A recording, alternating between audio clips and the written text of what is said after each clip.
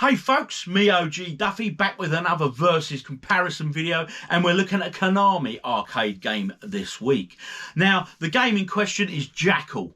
Now, I have very fond memories of this. I played this regularly at the arcade. It was one I really enjoyed. I loved the top-down graphics of it, and it was very playable, and it was great fun, but it was damn difficult. It was a really hard game, and it's a game I never finished. I never got to finish this because it was so difficult. I really should break it out on MAME and just play through the whole thing. But it didn't give you continues on the original arcade, which made it quite difficult.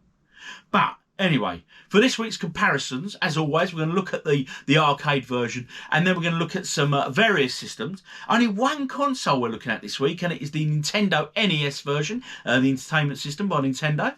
And then we've got some 8-bit systems to look at. We're going to look at the Commodore 64, the Amstrad CPC, and of course the ZX Spectrum. As always, the usual suspects. Now, when this was released on the Commodore 64, it had two releases. One was the US release, and it also had a European release, all right?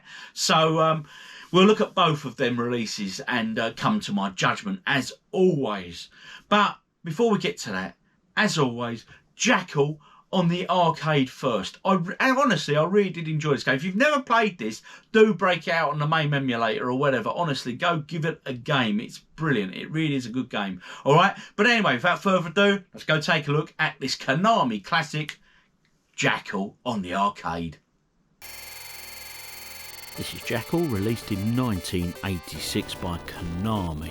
Now, it was called Jackal in the most parts of the world, but in North America, for whichever reason, it was known as Top Gunner, as seen by the arcade flyers on display there.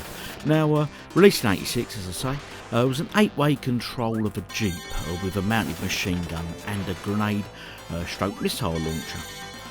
You can upgrade this by freeing the POWs and picking them up before dropping them at their rendezvous point, and get them to the chopper, so to speak, very Arnie style. It was a really good shoot 'em up, one I thoroughly enjoyed, but a bloody tough game. This was really tough. It had no continues, and it was just one whole single level that just got tougher and tougher and tougher. So this would really take your money off you, you know. The only positive was it really, if you really wanted to sort of get the continues, you could, but you had to have the 2-player option. So you'd have to hit the 2-player credit just before you died on your player 1, and then vice versa to keep going all the way through. But that's the only way you can continue on this game. Now, as I said, it's very tough. You'd pick up your POWs, and everyone you picked up would give you an upgrade on your missile launcher. It went from just sort of a basic hand grenade to then sort of missile, and the missile just got faster and faster and longer range as it upgraded. You would pick up the POWs and you'd take them to the plane rendezvous point, as I said earlier, and drop them off. Now, the more you could keep on the Jeep, the better, because what would happen, you'd get more points for the more you were carrying and the more you delivered safely to the chopper, as seen here. Now, bloody tough game, really tough game, but how well did this translate to the 8-bit systems of the day? We're going to go and take a look now.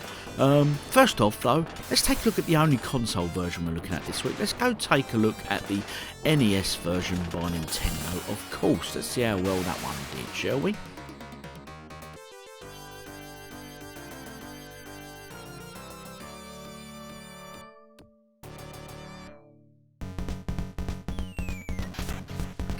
So the first home version we're looking at this week of Jackal is on the NES, the Nintendo Entertainment System, the only console version we're looking at. Now, released in 88, slightly different format to the arcade, had 6 stages rather than one long continuous stage. This was broken up in the game with end of level bosses, which made the game very playable indeed. It was nicely done, and it was still very much recognisable to the arcade classic. It played nicely, it was a great rendition of the soundtrack, the sound was good, graphically it was good, and it played really nicely. And breaking the game up into levels as well really made a big difference to it too. So the first version out the box is a console version, but the question we now have to ask ourselves, we're going to go look at the 8-bit systems. Will they stand up to this, or have we peaked too soon? So first off, we're going to go take a look at the Amstrad CPC straight after this version. So let's see how the 8-bit home computer systems of the day shaped up with Jackal, shall we?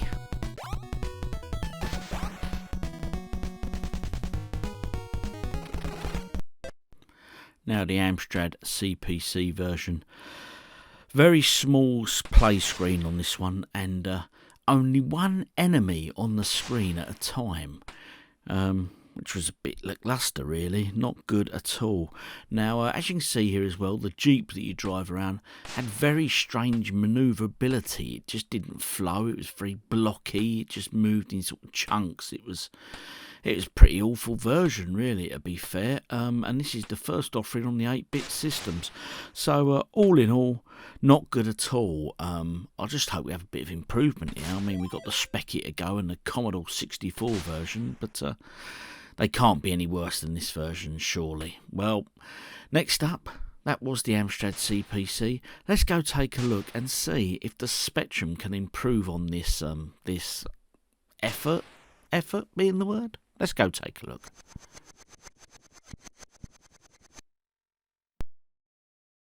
So we come to the ZX Spectrum version of Jackal. Now, the sound on this, there isn't any. It's literally occasionally when you break through a gate, etc., you'll get a bleep sound. But apart from that, it's not that good either, I'm afraid. Better than the Amstrad version because it moves better, moves faster, plays faster. The movement on the Jeep is as weird and has more than one enemy on the screen at any one time. But I'd have been disappointed with this because, as I say, I was a fan of the arcade game, and it's just the movement that ruins it for me. I mean, if you're moving forward and go left, it's just sort of... It moves left without turning. It's most odd. It's most odd. Unfortunate, not a very good conversion. Shame, really. Next up, Commodore 64.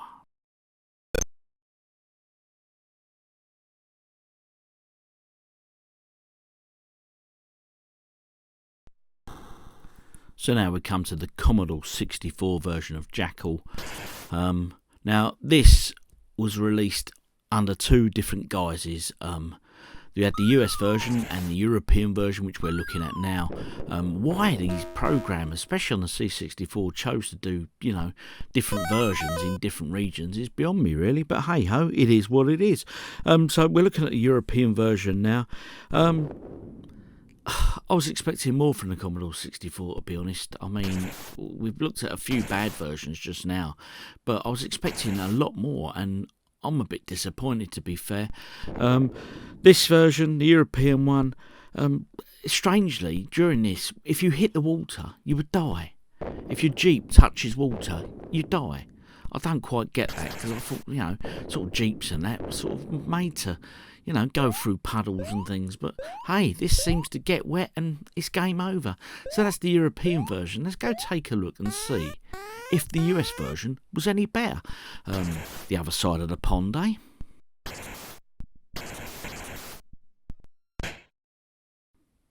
And now we come to the American version of Jackal on the Commodore 64. Now, straight off, this does look better than the European version. Strange game though, still not that good. I mean, very lazy programming here. I mean, graphically, I suppose you could look at it and you could tell it's Jackal, but it plays quite slow. It's odd. But the worst thing about this version is the building clash. Seriously, if you get too close to a building, rather than just your Jeep stopping, you lose your life. So on the European version, you got your Jeep wet, you died. On this version, got too close to a building, you died. So all in all, the versions we've looked at there, not the best game I've ever looked at, to be honest, in terms of conversions onto the home systems, but to coin a phrase, it is what it is. So let's go to my verdicts and let's see which, if any, come out on top, shall we? Rock and roll. Okay. Now that concludes the various versions. I really don't know what to say. As I said right at the beginning of this, I loved the arcade version of this. I really did. Thoroughly enjoyable game. This version on the home computers, my God. Right, let's start with the Commodore 64. Obviously, you had the US version and you had the European release. Personally, I think they were both crap.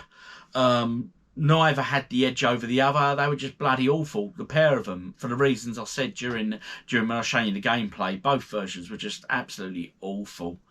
Sorry, Commodore fans, but it was awful. I'm not even ranking it in third position, second or first. Amstrad version, absolutely awful as well for the reasons I mentioned. And the Specky version, absolute nonsense. All versions of this on the home computers were absolutely horrendous. And for that reason, I'm not even ranking them. They can all go in a dustbin as far as I'm concerned. You better put that in the recycling bin. Throw them in the pan. That's as good as I'll flush them down the toilet, do whatever. Somebody forgot to flush!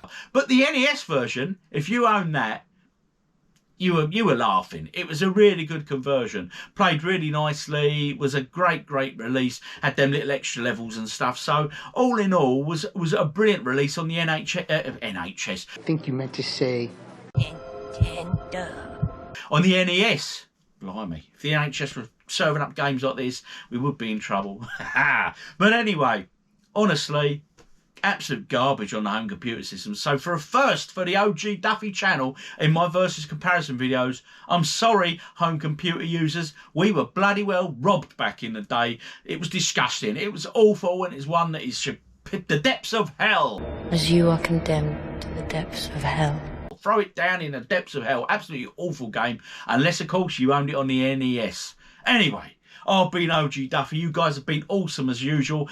Massive thank you to you guys. As always, I can never thank you enough for everything you do. Let me know in the comments though. Let's get a little bit of debate going. Did you have fond memories of this game on the home 8-bit computers? Am I wrong? Have I really got this one wrong? I don't think I have, but hey, you may disagree. I think this is if I had to play this or Highlander, remember Highlander when I did Highlander? Bloody hell, that was blast. That was crap and all. Oh, we have had some toot now. We've got a few tooty titles coming through, and these it was horrendous. Except of course the NES. Anyway, thanks guys. I'll see you all next time. Stay safe.